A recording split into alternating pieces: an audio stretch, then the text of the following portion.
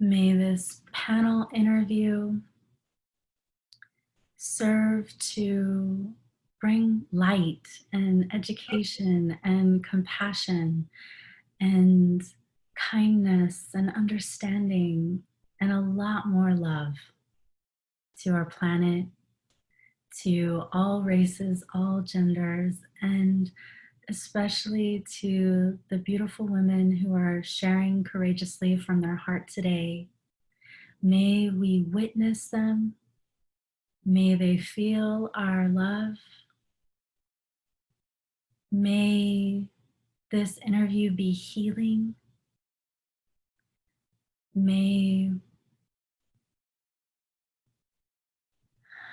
it just continue to disintegrate anything that isn't love.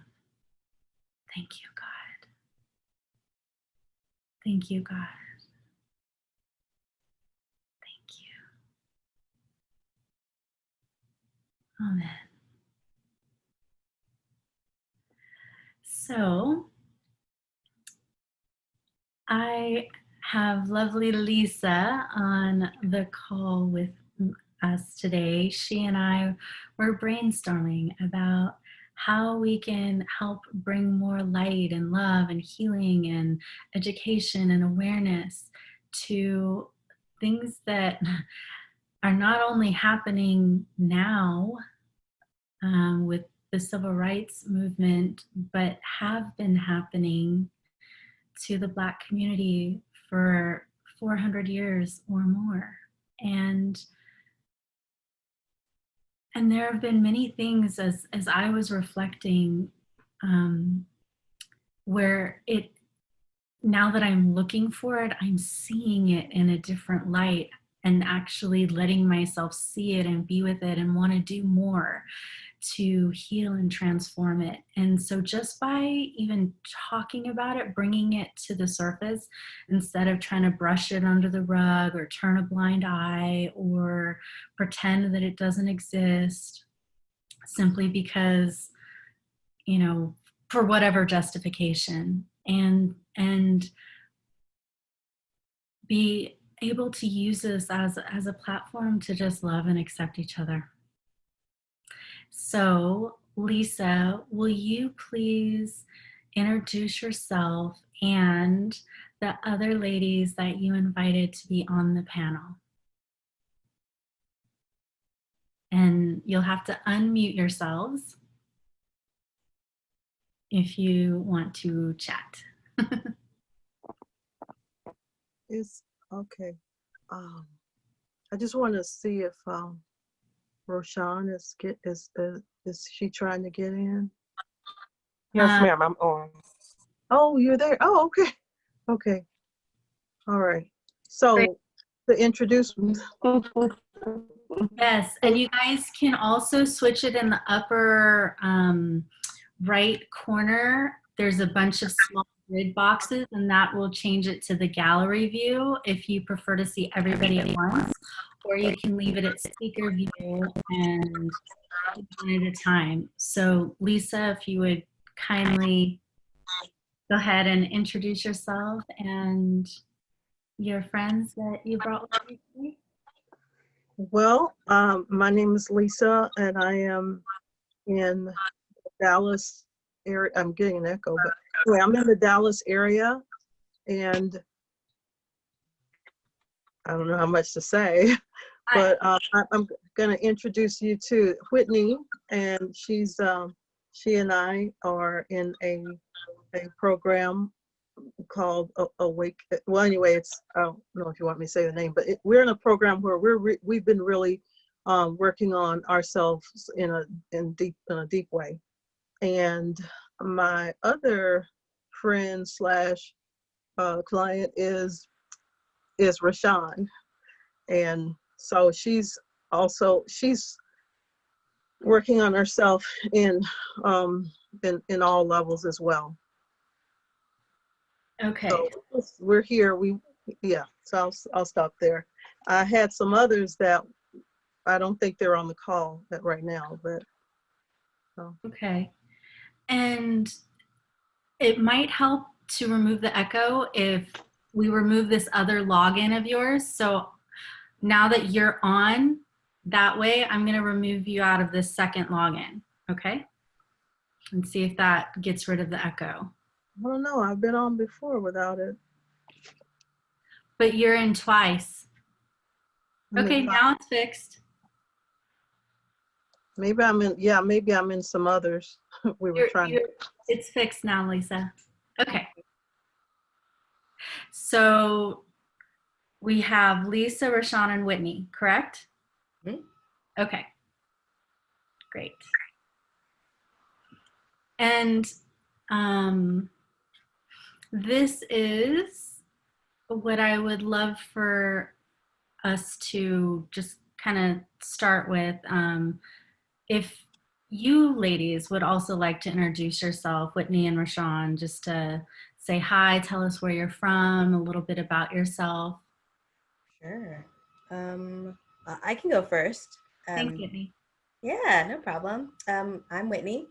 Last name's Valentine. I live in the Dallas area as well, along with Lisa. And like she said, we're both in how we know each other is we met via a personal development program that's actually kind of taken us to some interesting places in and of itself. And then, what's happening with the world is also going on. So, we just have had some pretty open discussions with our mastermind group participants that have been many women of many races. And we've had some really I would really say just some really honest talks. And we were able to create a safe space amongst us for people to ask questions and for us to impart some experiences of our lives to women of other races. And so that's how I ended up here through Lisa. I guess if you, a background, I'm 30-ish, have had some college, am in transformational coaching / personal development world, just to kind of give you kind of a basic understanding and context of where I'm coming from. Thank you. Rashawn? Yes. So my name is Rashawn.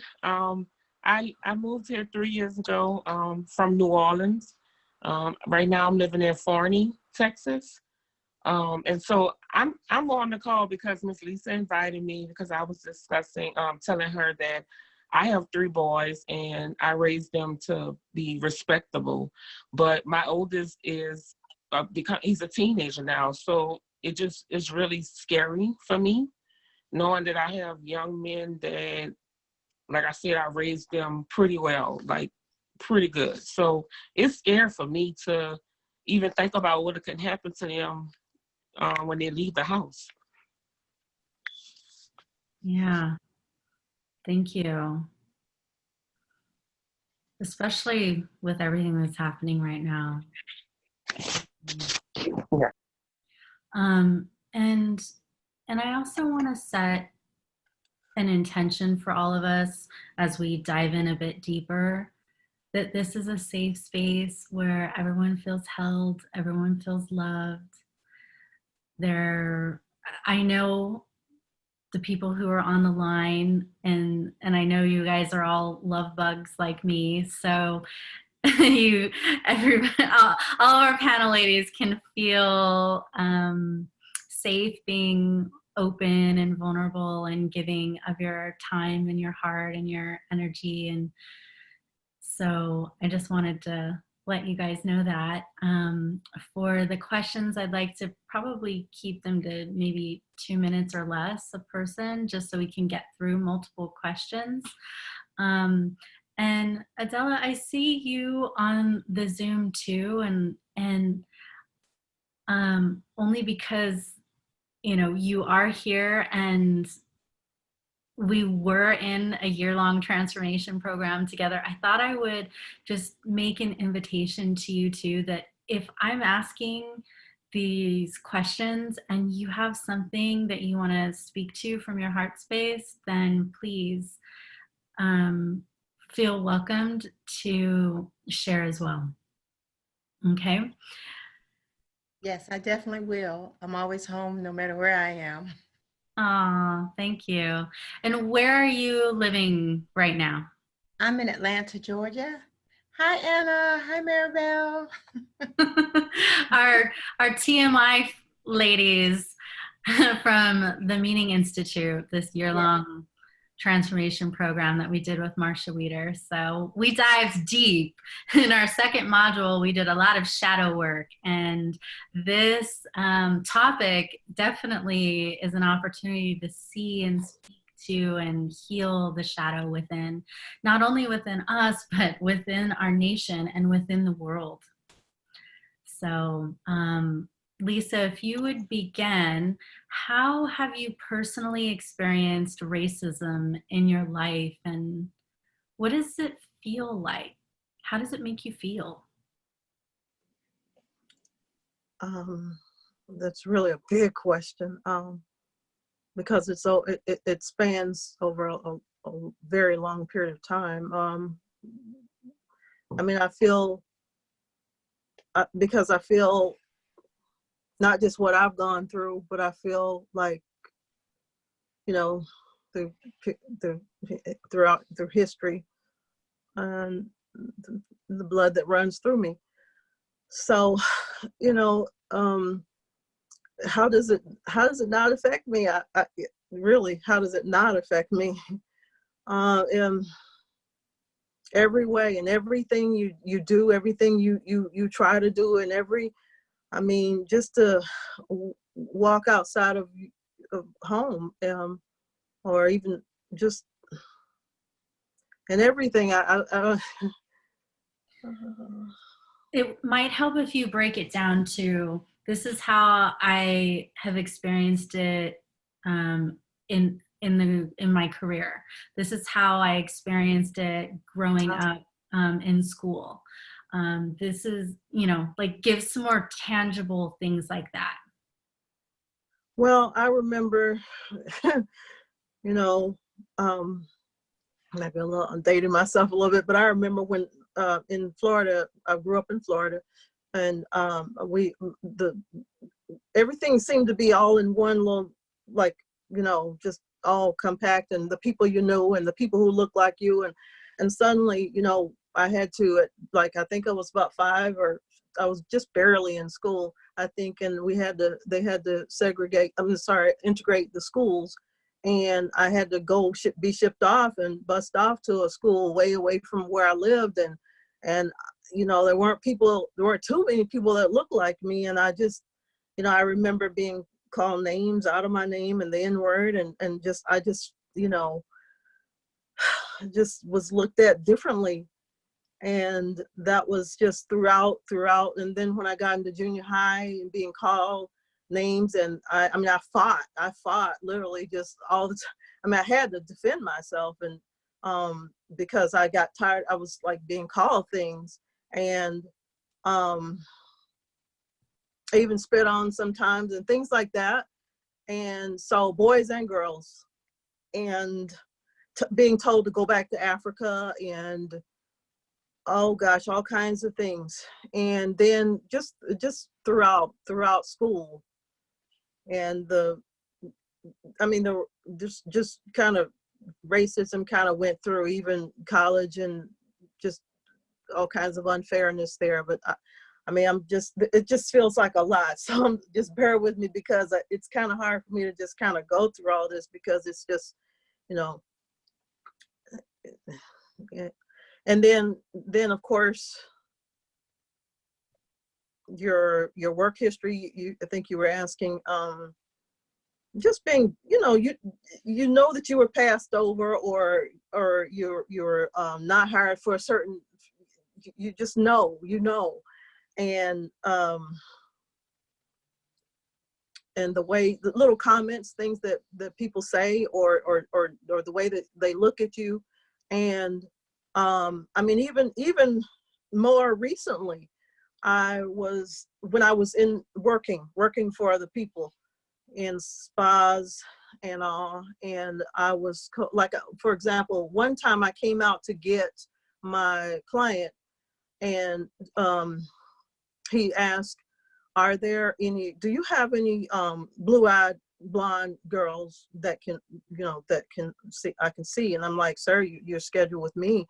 And then there were times when, like, I'm licensed to do anything in a spa, right? So, and an older lady was asking me, she looked at me when I told her, about, like, I do facials here. And so she was just, I was at the front. And so she was just asking me, well, she looked me up and down and just kind of just looked at me. I don't know. And I just felt like less than.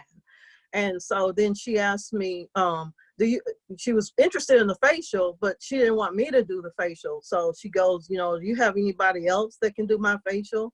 And it's just all kinds of things that just throughout your life like that. And even being called the N-word in a spa by staff, and just being given all the harder work to do. And when you have other people who get the lightest work, and then they get to go and play, and you're working hard and all those hours, and just back to back to back, and just things like that. But I've had, just in living, so many encounters, as far as, I'm not even doing anything, just being stopped by the police, and just things. And I even went to the police station one time, and I was kind of like, one of my children was in the early teens, as an adolescent, was having some issues and ran away and things like that. So I went to the police station, and I was trying to get help, and I was told, given just kind of like just snappy stuff, the snappy information, then just like told, well, that's all we can do for you, or whatever. And then it's like, I was kind of insisting, I need the help, whatever it was, it's been a while back, but he ended up, he was like, he kind of kicked me out of the police station. It's like, just like leave, and, and then it was dark. It was dark, and he just kind of, just spit on me. He hopped and he spit on me, and I had my 5-year-old holding his hand, and, it's just. Was this a white policeman? Or? Oh, yes. And then sometimes, like, I'll just be honest, I'm just sharing, I'm being vulnerable. Like, I was in a kind of an abusive relationship, or just different things. It didn't even have to be that. It's just, many times this occurred. I would call the police and they would show up, and it could be a noise, neighbor noise, right? Anything. A lot of times this has happened to me. You call them, and it's like, you become the victim. And it's like, I called you, why are you? So just a number of things like that. And gosh, just all kinds of N-word all the time. Go back, do, you're just made to feel less than. And then you see these on TV, you see just everywhere, media, you see this image of beauty, and you don't see you, and you just kind of get tired of that. So many instances. And when it's just so, and I don't know, it's just like we were saying in our group, it's kind of like, everything you try to do, everything you can't, it's like you can't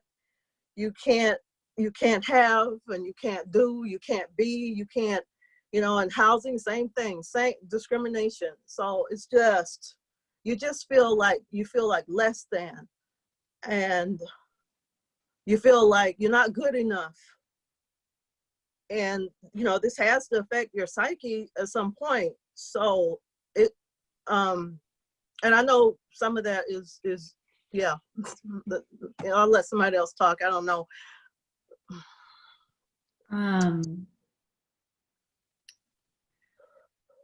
writing a few of these things down so that on Monday, when we do the healing, I can include some of this, especially the less than and not good enough, and that you had mentioned at the end. And I'm so sorry, Lisa. or like you don't belong. Yeah. You're not worthy. I'm so sorry. And another thing is, I remember when I was in school, it's like kids would say, well, not just even kids. I mean, even in like, even in the spa, like they acted as if black, oh, well, black is going to rub off on you. It's dirty, you know. You know, it's just, I don't know. But thank you. Is it okay if we all just breathe with you and witness you? And, well, is that okay with you, Lisa? Yes. Yeah. Okay. So everyone who's on the call, let's just take a moment to just breathe and witness Lisa for a moment.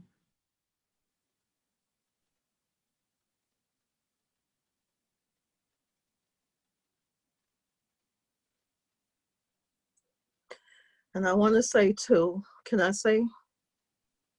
Go ahead, Sweetie. I just want to say too that I too am afraid. I'm very much afraid of my children as well. So I live with that, and I'm talking to them all the time. I have, you know, sons as well. So I'm just really, really afraid myself too, but also them. I can't even get in front of a police and driving. I can't be around them. I try to get as far away from them. I cannot drive in front of them. I cannot. Because they're going to find something wrong, some reason to stop me, even when I don't have a reason.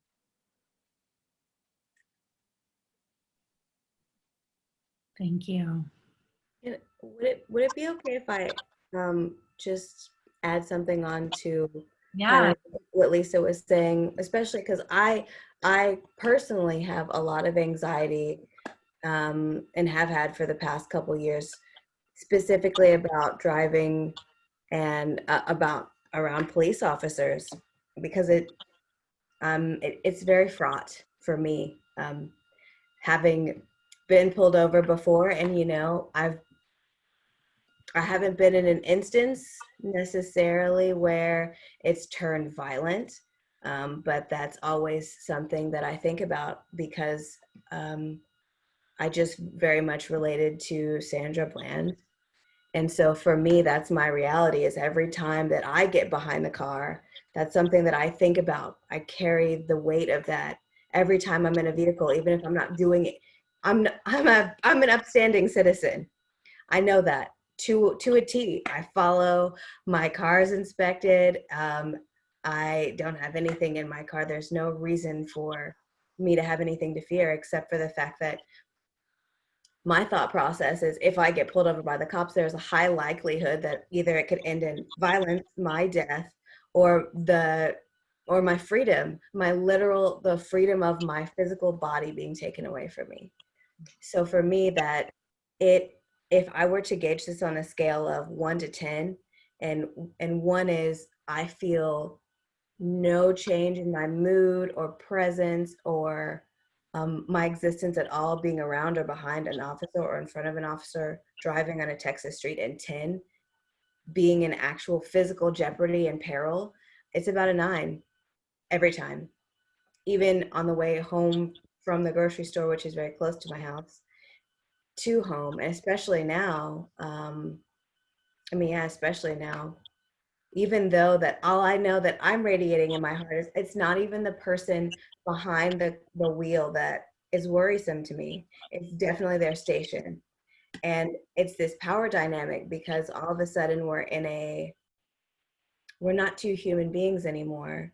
It's an authoritative figure, and me, it's almost like I feel instantly reduced to the status of a child.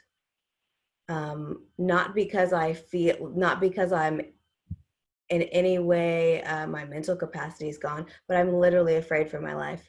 I mean, I find myself crying just instantly. Haven't done anything, but it's just, it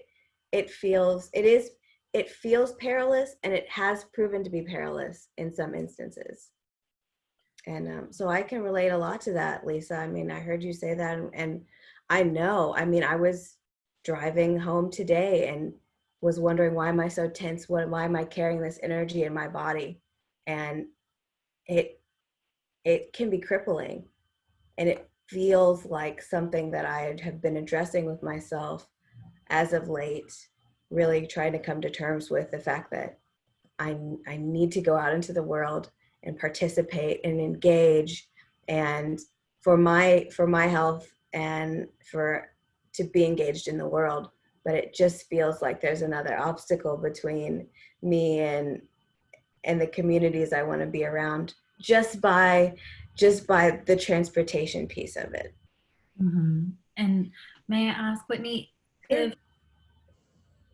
if you notice that the policeman is African American, do you still feel that level of fear and anxiety? I actually haven't encountered that. So I would love to be able to tell you, but to be quite honest, I haven't, to the best of my knowledge, had that experience. I think, like, if I were to imagine myself in that situation, generally I would feel better. Yeah, probably. I mean, honest, it's kind of like in a safe, if I find myself to be on the street later in the evening or at night, and say we're in downtown Dallas, in a kind of populated part of the street, if there's white men walking around the street and it's just me by myself, I feel unsafe. If it's two African American men, I actually find myself to feel safe.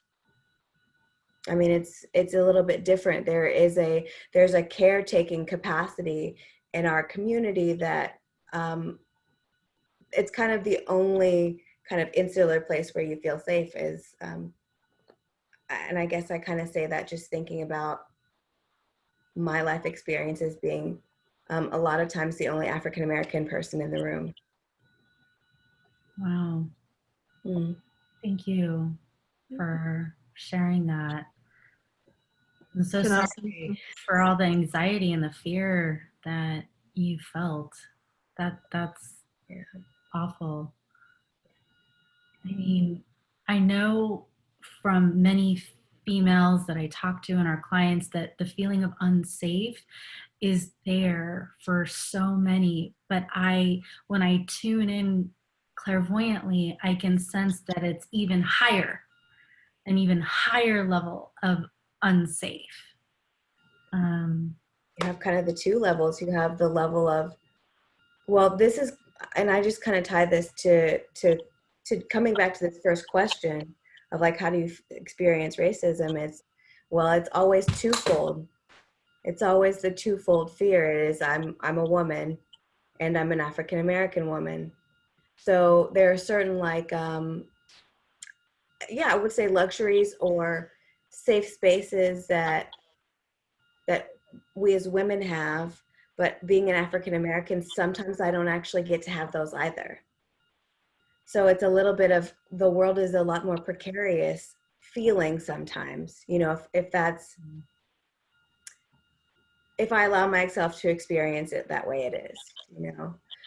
I feel like I have a choice about kind of how I go into the world and how I feel about it. But I also know that that's because I've done a lot of personal development work in myself, and I choose to vibrate at a higher vibration. So a lot of those negative experiences that some people have, I don't have those as often. But it's not always that way. You know, it's not, if you're not showing up as your best self all the time, or if you find yourself in a very precarious situation, you still might have to, you know, you might encounter some kind of pushback or turbulence, or. Yeah, thank you so much.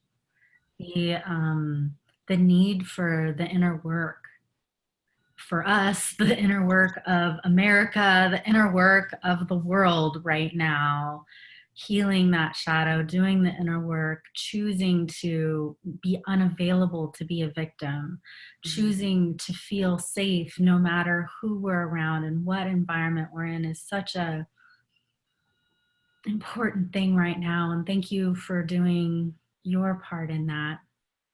Appreciate it. Rashawn. Can I say something? Can I just respond to that? Because we can choose to, and but you are reminded of who you are, and well, who they think you are. And it doesn't matter if you're whoever, president of the United States, whoever, it doesn't matter how high your status gets. You will be reminded sooner or later in this life, or in this society, I should say it that way. But yeah, and yeah, so it's not that you walk around choosing to think but you will be reminded. I think that speaks to something very like that experience point that I don't think other people of other races understand is that the danger for being African American in our society, it doesn't matter what socioeconomic status level you ascend to, we're all essentially equal. And I think it sounds great from a humanity, we are all equal human beings and our life is all created equal. But really what that means is the luxuries that people that have money or wealth and resources get from that status level, it is negated by being an African American. So for example, if I were to be a multimillionaire and I have lawyers on retainer and mansions and houses here and estates and things like that, and my twin is, disparaged, less financially stable than I am, in an interaction with police officers or any person in public that may or may not know us, we might as well be the same person. Mm-hmm. So that's kind of something that I guess what I want to say is there's almost no level of safety that's high enough. There's nothing that you can do in our current society to circumvent that unless you decide to really not engage with society at large. Mm-hmm. Does that make sense? Yes. And Rashawn and Adela, I'd also love to hear from you two about your experiences with racism and how it's made you feel. And we're only on like the first question and I had 8 and yet it's probably the most important one, just to start the conversation, to get that awareness and people to see it. Obviously you guys see it. I'm talking about the rest of the world. Well, for me, where I grew up in New Orleans, it was mostly African Americans. We were afraid of the police because we seen a lot where the police will come out and the guys would just give up or stand there and they would just simply attack them and beat them for no reason. They could be like just standing up, their arms up, not resisting arrest, and they still would beat them and attack them. Also, I grew up seeing the police put guns on boys or drugs that didn't have anything on them. My mom would always tell us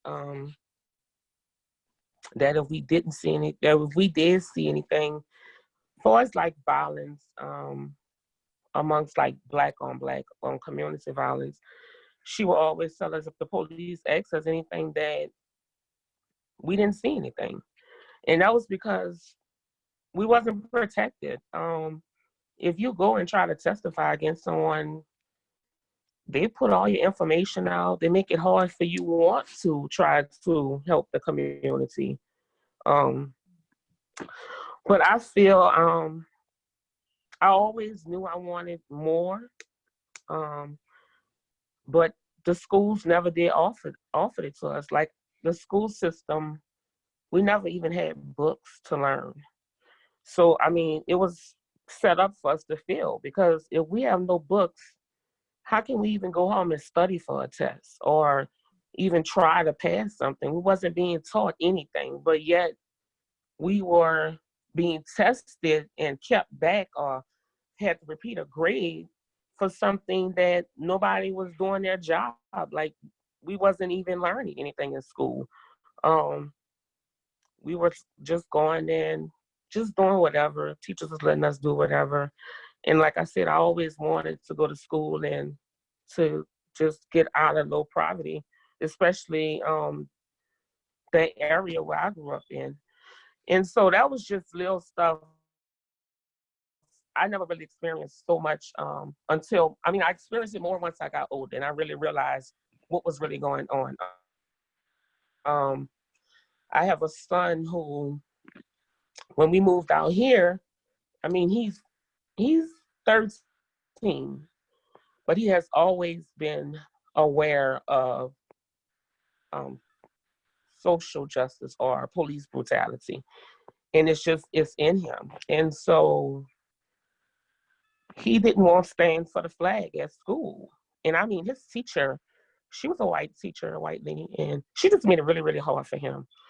It was a test time, this particular time, and she really just picked with him to where he couldn't even was allowed to take this test.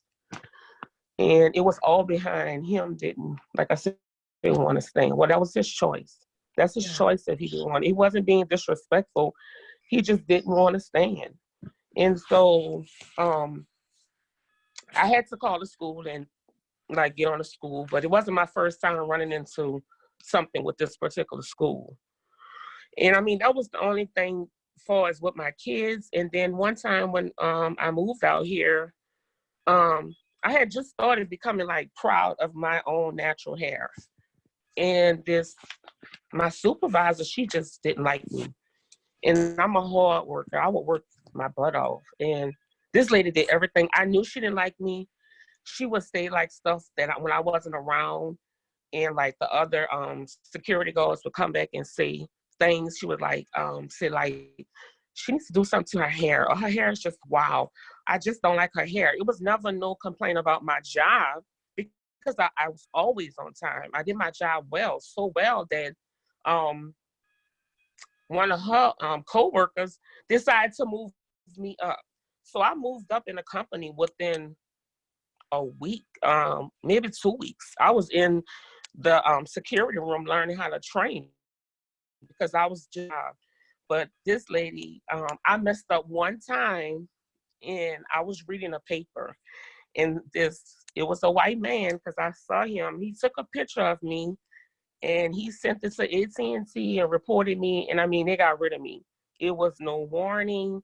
And I just felt that it was unfair. I felt that it wasn't more about the paper because, I mean, they knew our supervisors, they allowed us to read the paper. So I didn't see what did I do was doing wrong for as me reading the paper because it was allowed. And like I said, she got rid of me. And I felt that was my first time actually feeling discriminated against because of my hair. And I mean, it hurted because I had just started accepting my hair. I got tired of the extensions and it was just pulling out my hair. It was giving me headaches. It was just a lot through far as racism. And it's just like Whitney said, when you get stopped, and I mean, I experienced being stopped by both cops, a white cop and a black cop. And when I realized the cop is black, it's like, oh, I could breathe. But when it's a white cop, it's like, oh my God, I don't know what state this man in. Nothing like she said, I'm a good citizen. I do everything, by the law. But when you get pulled over, you don't know who behind the wheel. Mm-hmm.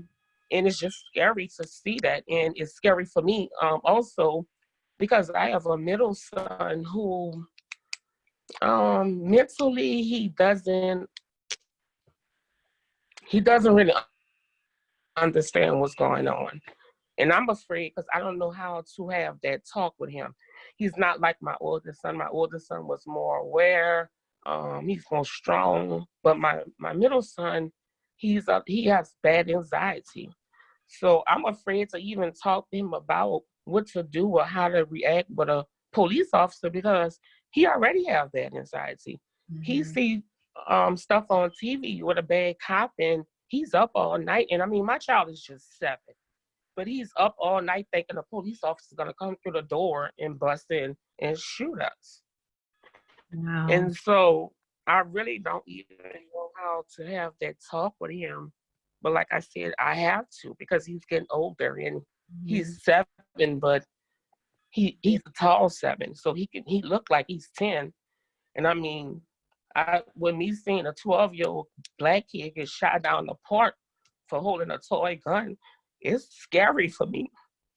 And I don't even never did allow my children to play with guns for any reason. Stuff like that. Just I don't want them to think it's cool, or I don't want a police officer to think that it's a real gun and he shoot them. So they don't even get to play with not even water guns. Most kids have guns and they don't even understand why I don't want them to play with it. But I just want you to know that that I understand your burden. I mean, like, not that I know exactly how it feels to be you, but like I just want to highlight for you that the things that you say are scary have been proven to be dangerous for African American people. It's not just that they feel scary because we think that they're scary. It's because we actually have the proof that they are perilous for us. And that these things what I'm hearing is I'm doing my best to be an upstanding citizen, to be a hard worker, to follow the rules that society has laid out for me and told me that these are the things that I should do to be a good, upstanding citizen. And we continue to do them and continue to be vilified and hunted down and murdered. So, I just say that because I want you to know that I see you and I'm holding space for you, and that all the things that you're experiencing are not just, I feel a little bit like sometimes we can't hold space for each other and say like this stuff happened and it's bad and we really don't have any solutions for it on our own, because people want to kind of skim over it and say, I mean, I know that, but like, here's the silver lining. I mean, you feel scared or it feels perilous because it has proven to be so. So I don't ever want you to feel like you're being gaslit.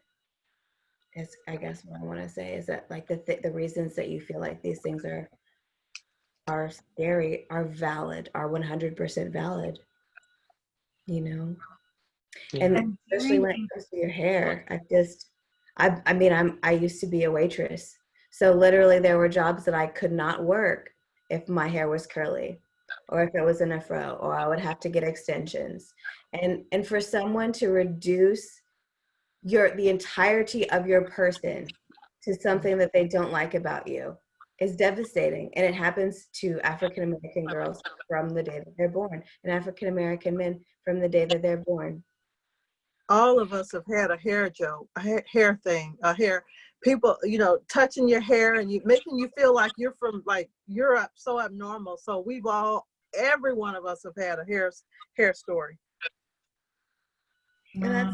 And that's the thing, like that is a trope among African Americans. We've all been discriminated against because our hair is a different texture or a different color or a different consistency.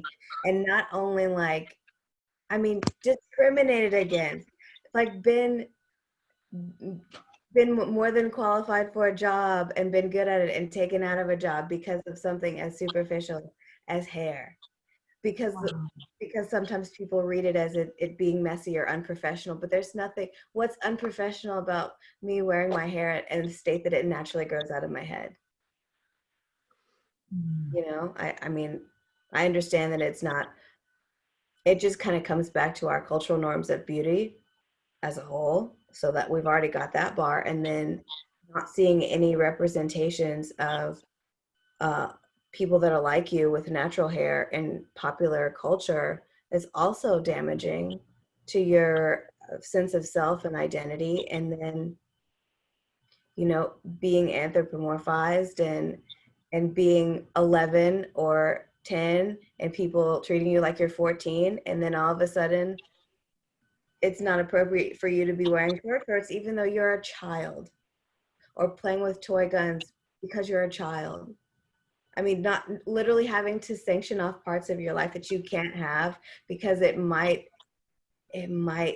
endanger you later. I mean, I have a niece and a nephew that are biracial, and I worry about them, but you couldn't tell that they're African American. My niece has red hair. My nephew is very light skinned, but I still worry about them. I worry about them when we're together. I worry about someone pulling me over with them. So honestly, like I try and make sure that their father's with me when we go out, or that them and their mom are together, because I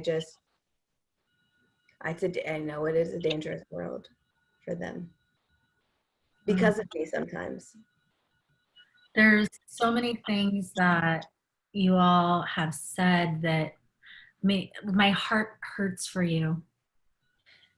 And I just can't imagine what life has been like for you.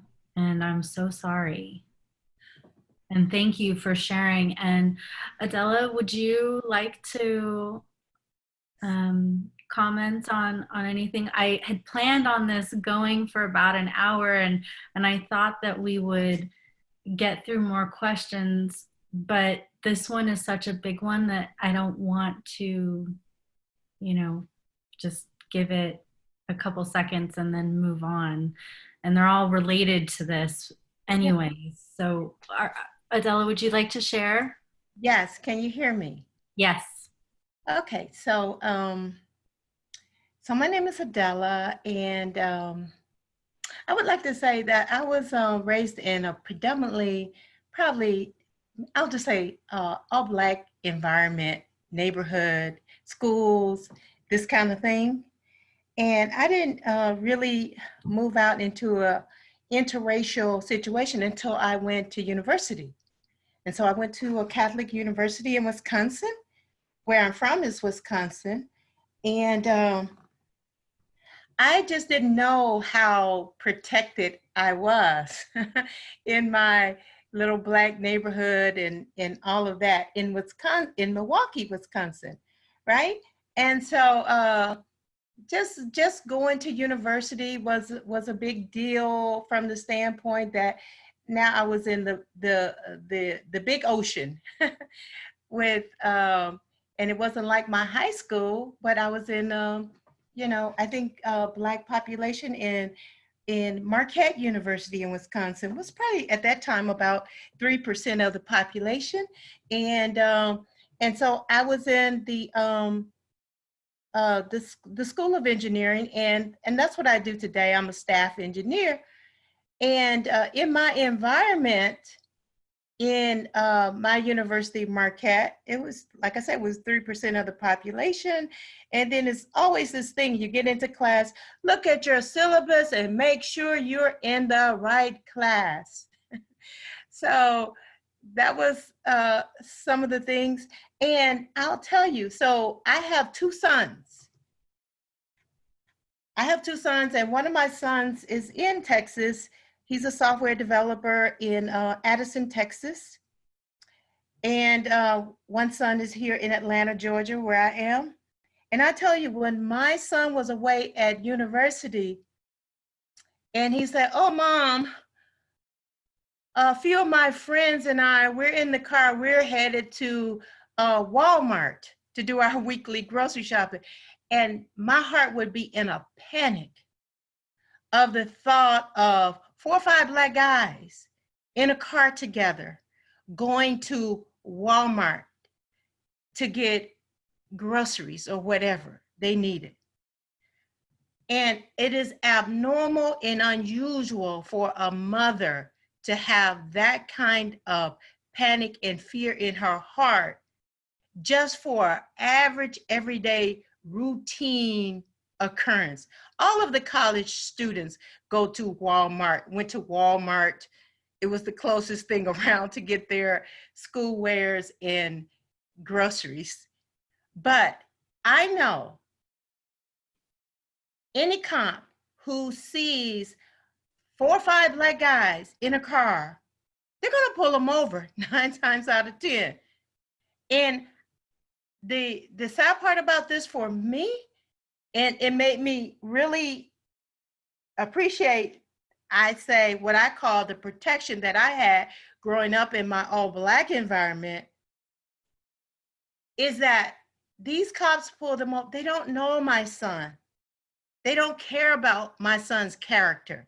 All they see is some black teenagers or young adults. And in their mind, up to no good or whatever the case may be.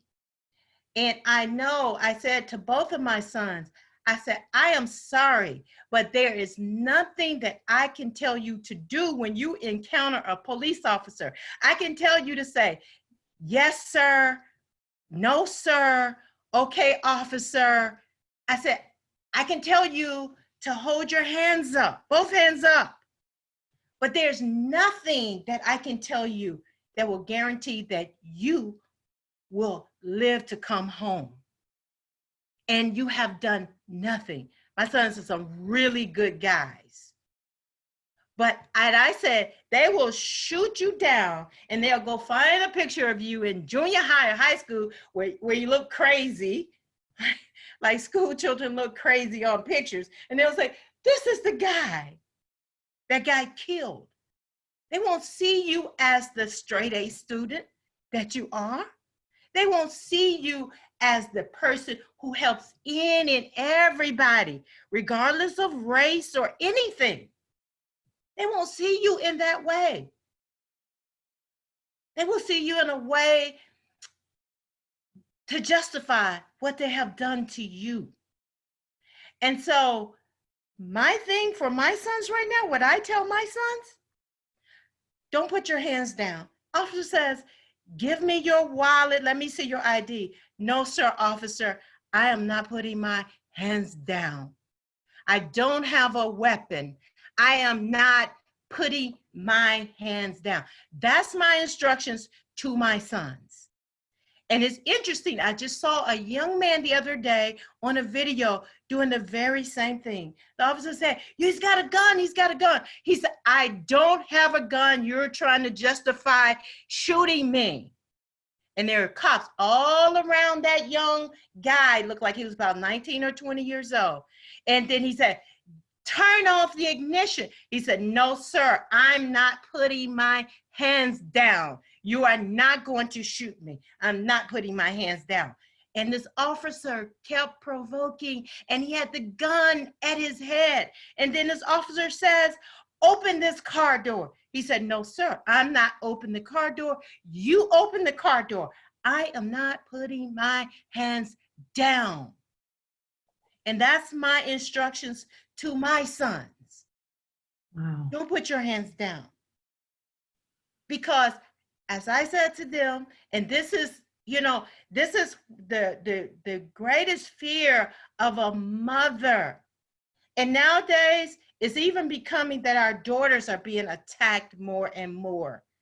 It seems like in the past, we didn't have to worry about our daughters so much.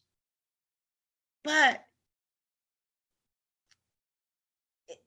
it's like, if my sons are out, it's like I have to remind myself, and I'm also a coach and a healer. And I put love and light around my children when they go out. But God only knows that I don't know what they will think about my son, say about my son, to make it look like they're guilty and to justify murdering my sons. But I know my son's characters. And I know they're good people. So that's my experience now as a mother. That's what I think about. And of course, there's racism in the workplace. And I'm not saying, of course, like it's expected, but it is normal. And normal doesn't mean good. It just means it exists and is widely practiced. It's widely, especially for me, I'm in a male-dominated field. And I know I can outperform my male peers, hands down, eyes closed. I know that. But there's always an excuse. Well, this guy is this guy is that, and so on and so forth. And it's like, I'm sick of the excuses. I'm sick of all this. And what I would say to all the women who spoke before me, my perspective, my point of view is that my hair is not an issue. My color is not an issue. If it's an issue, it's an issue with the person who has the issue with it. It's not with me. And when I walk and when I talk, I don't walk like my hair is an issue. I don't walk like my skin color is an issue. And I don't even really pay attention to whoever is having the racist thought, because my position is, that is your business, that's your problem. It's not my problem. But My grade is forget. not for myself, it is really for my sons especially. But you cannot forget. They won't let you forget. I don't even think What about they it, think. Lisa. It's not a thought that I have to forget. Now, I don't- understand that that's your perspective. It is not my perspective. I don't have to remember. I don't have to forget. It is not my problem. I don't walk around thinking about this. I think like you do. I think up, high, positive. But I'm just saying to you is that you're going to be treated. It's just fact. Whether you walk around thinking like that or not, it's going to come to you. It's going to, because we live in that world. It could be anything. It could be an application. It could be anything. You're going to be encountered. You cannot get away from that until there's change. I do acknowledge that. Yeah. In my workplace, I just acknowledge that. And I'm not countering what you're saying. In my workplace, I acknowledge that. And even maybe when I go in the store, I may have experienced something that I didn't even notice. I'm telling you. I may experience something that I didn't notice. But look, like I said, I'm the most positive person, and I work on that. I work on my thought processes, and I'm healing all of that. But I'm gonna encounter, and it's just fact. It's just fact. Until there's change in society, until some people change, I'm gonna encounter it. yes, you probably will. But you don't. But my choice is, and this is working for me. And I'm not saying I'm not going to meet somebody tomorrow that won't call me the N-word or whatever. Yep. I'm not saying that. I'm not saying that that won't happen. But what I am saying is, I'm saying that I don't walk, and I'm not saying that you do, I don't walk with an attitude or even a thought that I'm less than in any kind of way. No way. No how. I can see anybody as my equal, and I'm okay with that. And if they cannot see me as their equal, that is not my problem. Not your problem. It becomes my problem when it impacts the physical well-being of my children. If it impacts, and it has impacted my career, probably much more than I am aware of. I agree with that. But when I'm talking to you face to face, no matter what your color, what your background, what your anything is. My perspective is, I don't have a problem with you, and I don't notice and I don't give a flip whether you have a problem with me. It's not my problem. It's your problem. Because I'm my the same way. mindset doesn't need to be adjusted in that area, because I can treat you with loving care. That's not the issue.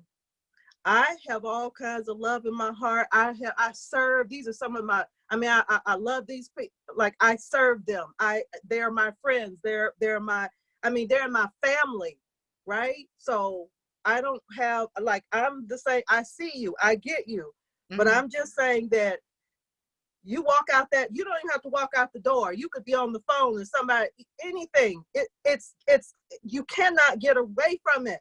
You can't, until something and people's hearts change inside, and till they're open, like my friend here Tiffany is doing. She, And it has to come from within. Well, I can hear I you. comment, I hear you, ladies? Lisa. Can I Yeah. say something? Mhm. So, putting color and racism aside, if I were to give coaching to a client about something that keeps coming up in their face over and over again,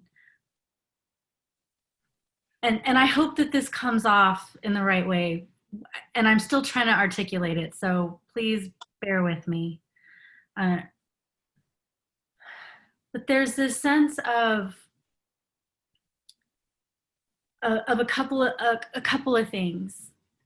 One being, what we focus on tends to manifest over and over. So even if at a subconscious level, there's the fear of racism, fear of, police, and the vibration is there, even if it's only at the subconscious level, and like consciously you're trying to be positive and loving, it still could come into your life. Like, Tiffany, that's I can think positive. Tiffany, I can think positive, but I'm not getting in front of no police. I'm not going to put myself in positions. Okay? I'm not going to be in front of a police. That's just one example. But I don't go around thinking this. I just avoid the situation. Yeah, I hear you, Lisa, and I appreciate what you were trying to say, Tiffany. So my goal, though, is to help the healing, especially at that subconscious level. That is my goal. That is my intention. That is where I'm coming from with this panel discussion, with the group healing that I did last week, the one that's coming up on Monday. And we, as individuals, can all do our inner work to change. And that is what will have society change around us. And so when we can do the inner healing, do the inner work, do the inner empowerment, it'll ripple out. And that's the kind of energy in the space that I want to hold for each and every one of us. But dear sweet Tiffany, I've been on your meditation, right? And you have this beautiful, sweet, loving, kind voice as well that I think you probably need, okay, I'm not going to put all this burden on you, but your therapy would be really good in the police department. Not saying we don't need it. yeah. They need it.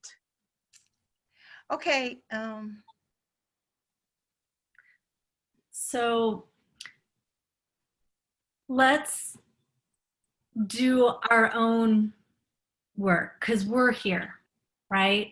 So pointing fingers at other people will still have the three fingers pointed back at us, right? And so those are the three fingers that I want us to focus on, right? Is how can we each do our own work? And obviously the other, there's many other environments in business, in the police department, in the military, and politics that all need a serious healing. Okay. So I would like to invite you guys to come on Monday, and let's just keep sloughing off more layers of the pain and the hurt and the fear and the anxiety and the stress and the worry that is there. And even if only 1 pound of heaviness gets released, that's 1 pound less that you didn't have. And I know that this is, a big global problem, but even if each one of us shed it 1 pound, that is a change and can ripple out. And that is a small way that we can do it, because anything more is overwhelming, and overwhelming to such a point of powerlessness even. So let's just, I would like to invite you guys to come on Monday. This call, I had intended to end it at 6 because I'm actually still in another seminar that I paused in order to do this call. So I do need to get back to that. I don't know if we'll have more panel discussions. I definitely have at least 7 other questions that I didn't even get to, and then a whole other one after I watched the movie. We all, I just had it in my head. It was like We All Learn, or it's a movie about education, and it was profound. So I have all of these ideas and questions and a desire to help shed away however many pounds of heaviness each and every one of us can. So you're invited to come. On Monday, it'll be 6 o'clock Pacific time. Wednesday at 6 o'clock is my normal Blessings for Humanity, and Saturday at 12 noon is my also normal Blessings for Humanity call that I'm doing through the end of June, and started those at the beginning of COVID. So that is what I would love to offer you guys. I thank you, Lisa and Whitney and Rashawn and Adela, for everything that you contributed to us. I know that there will be others who will watch this recording later and learn and open their eyes and be open to shifts and change and healing and in the ways that they're ready for. So thank you for your time and your energy and your vulnerability. And thank you, Tiffany. I have one other thing to say, just real quick. I think a big part of the confusion at least I can think about myself and days going by, and perhaps for the ladies on the line, and I can't speak for the other ladies who spoke, but it's like, after you said it, well, you didn't say it, but after 400 and some years, I still haven't been able to figure out what is the trigger and would the mindset ever change? And quite frankly, I think some people have given up on the hope that the mindset will ever change. And I think that's what we have been seeing out here in the streets lately with this protest. It's like, what the hell? If I'm sitting here begging for my life and you're sitting on my neck with your hands in your pocket and just as careless as you, it's like, as a human being, I just couldn't see the rationale. And so because we don't know the trigger points, other than the fact that we look different, then how can we ever change that? Because we're always going to look different. And by the way, I don't see anything wrong with looking different.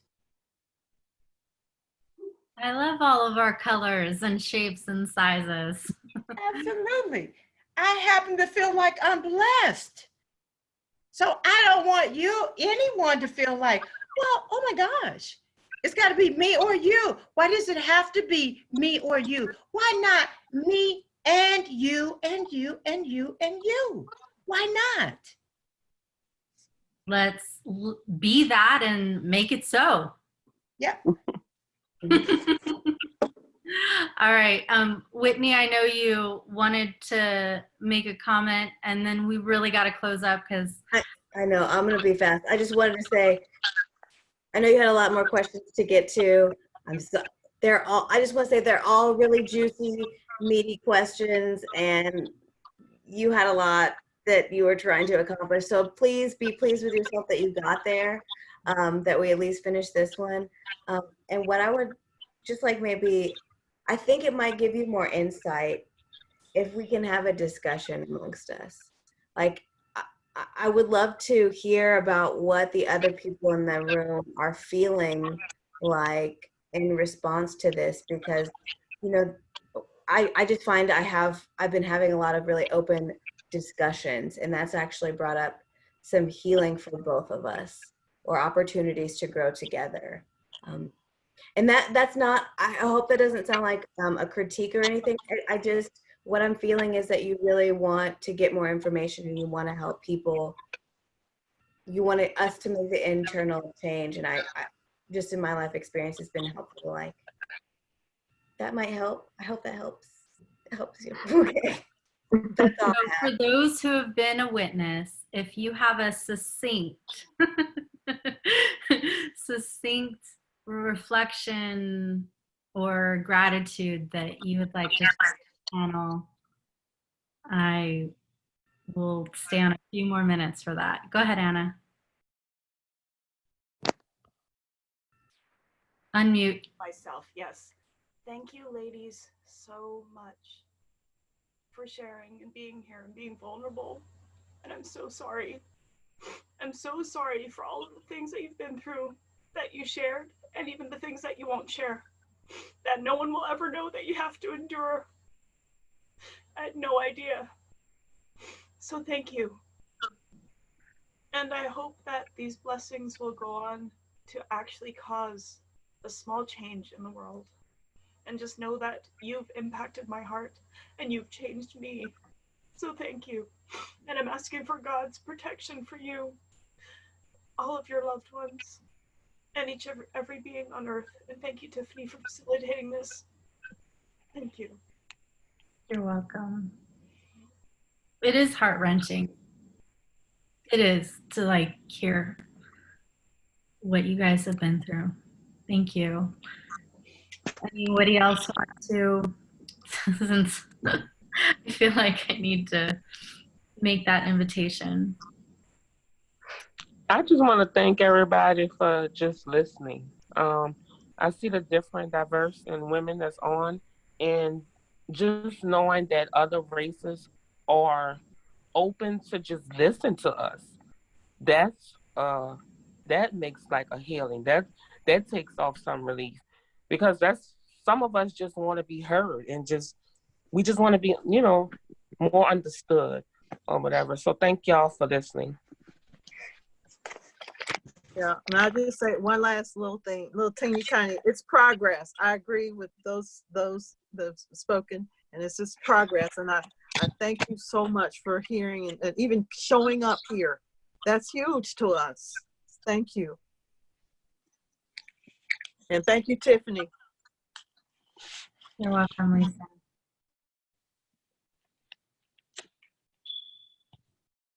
If anyone else wants to say something, please unmute. And I will end with a prayer.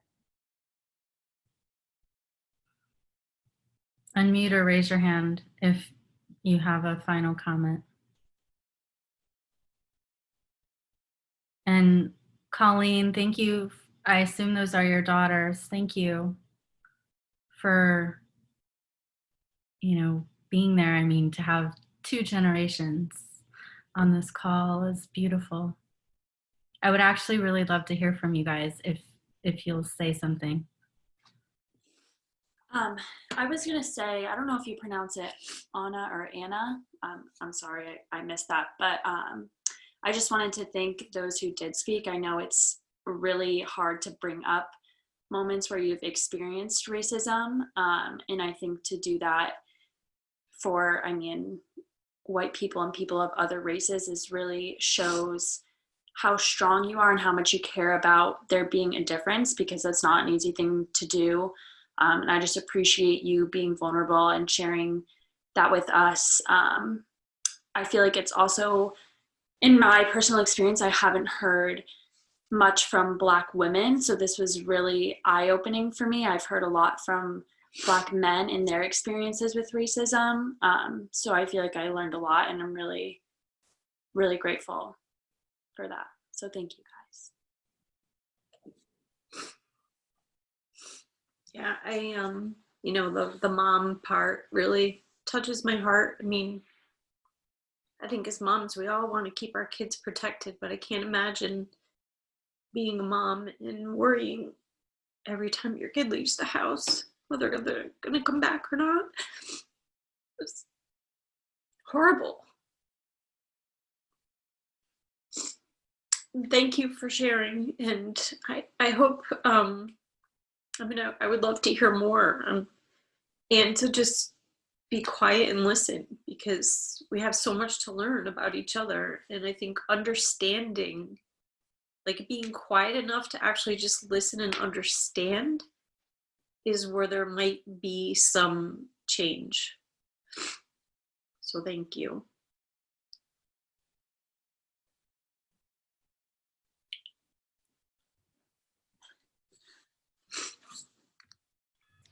And I guess I just want to say this as, you know, for me, and like hearing my other colleagues share their stories, it is painful, and I don't want this next statement to gloss over that.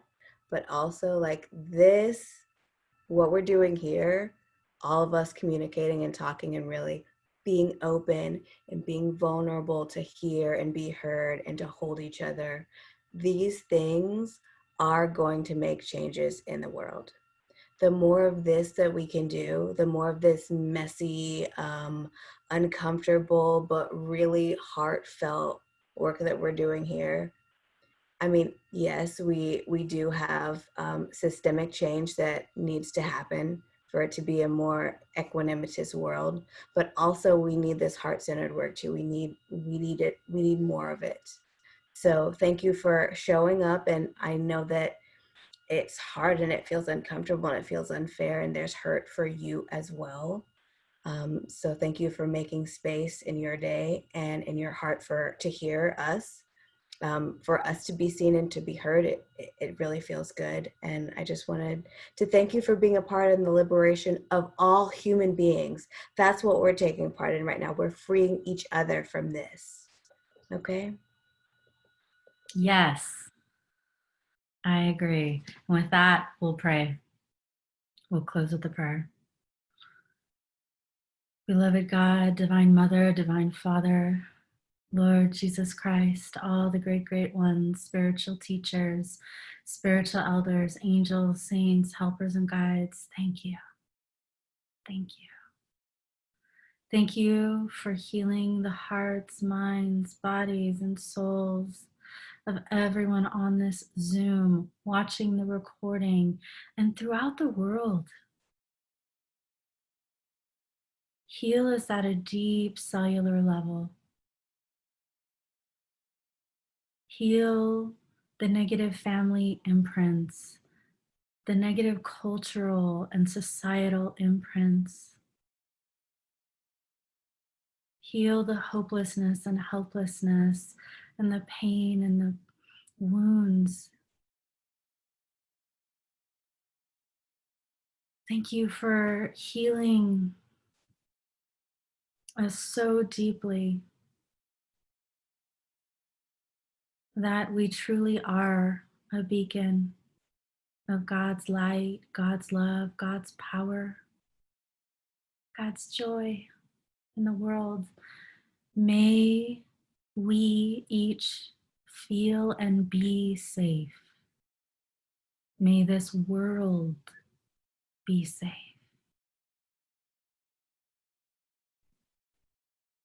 Thank you, God.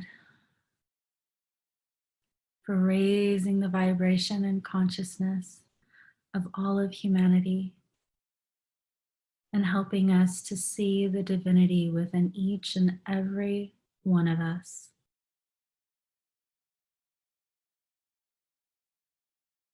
May everyone who shared today,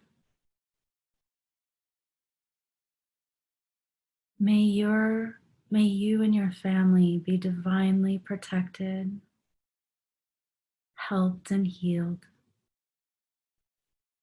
Thank you. Thank you.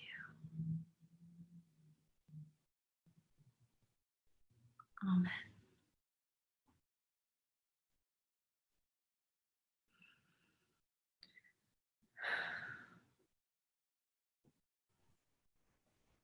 And I'm not yet agreeing to do this, but just taking a quick poll by either raising your hand or putting in the chat or in the reaction button at the bottom, like thumbs up or something. If I were to allocate more time for community discussions and answering questions like this, is that something that you guys would want to attend and or participate in? By show of hands.